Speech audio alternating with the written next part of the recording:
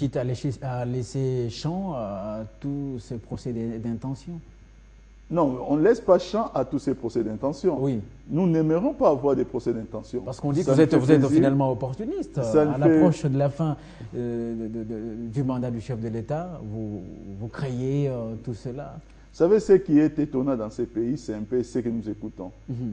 Ça aurait été au début du mandat, on nous aurait dit, voilà, ils arrivent en tout début du mandat, ils veulent déjà changer les règles du jeu pour pérenniser les pouvoirs. Au beau milieu des mandats, ils disent que voilà, vous êtes déjà à la fin, et à la fin, je ne sais pas si on dirait quoi.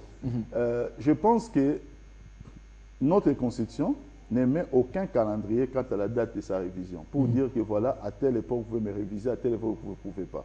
Si aujourd'hui, en 2014, on ne fait pas une projection où on ne commence pas à penser à assainir les cycles électoraux dans notre pays, quand les ferons-nous? Devons-nous le faire quand? En 2016? En 2017, 2018?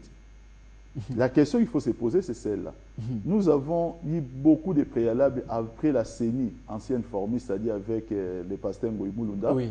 Ça nous a pris du temps avec les différentes recommandations des uns et des autres pour remplacer un nouveau bureau. Peut-être qu'on aurait gagné du temps si l'ancien bureau de la CENI avait poursuivi seulement son mandat. Alors, il ne faudrait pas que les gens qui étaient responsables de ces choses aujourd'hui commencent encore à nous imposer le contraire. Nous voulons seulement, et que les choses soient claires là-dessus, que la politique dans un État, en matière électorale, ne se fait pas sur la base d'une personne. Il ne faudrait pas qu'il soit fixé sur les chefs de l'État. La politique s'est faite pour essayer d'engager un certain nombre de choses qui puissent assainir, je parle en matière électorale, assainir les cycles, les différents cycles de notre pays, comme nous le voyons partout. Nous devons savoir que de quantième à quantième, c'est-à-dire telle année nous organisons une élection locale, ça va jusqu'à telle année, nous organisons telle élection, ça va jusqu'à telle année, nous organisons... Mais on ne va pas à répétition sacrifier d'autres cycles électoraux pour ne se concentrer que sur une personne. Vous savez l'argument que nous entendons? Pas de troisième mandat pour Joseph Kabila, on ne parle même pas de présidence de la République. C'est comme si aujourd'hui, nous parlons du troisième mandat.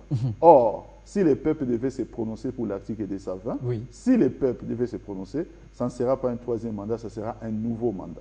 Donc, ça veut dire qu'il n'y a pas une question de parler de troisième mandat dans ce pays. Merci beaucoup, Papi Tamba. Je rappelle que vous êtes communicateur, l'un des communicateurs de la majorité présidentielle. La matinale se poursuit. Nous entrons ainsi dans la deuxième partie avec d'abord les infos.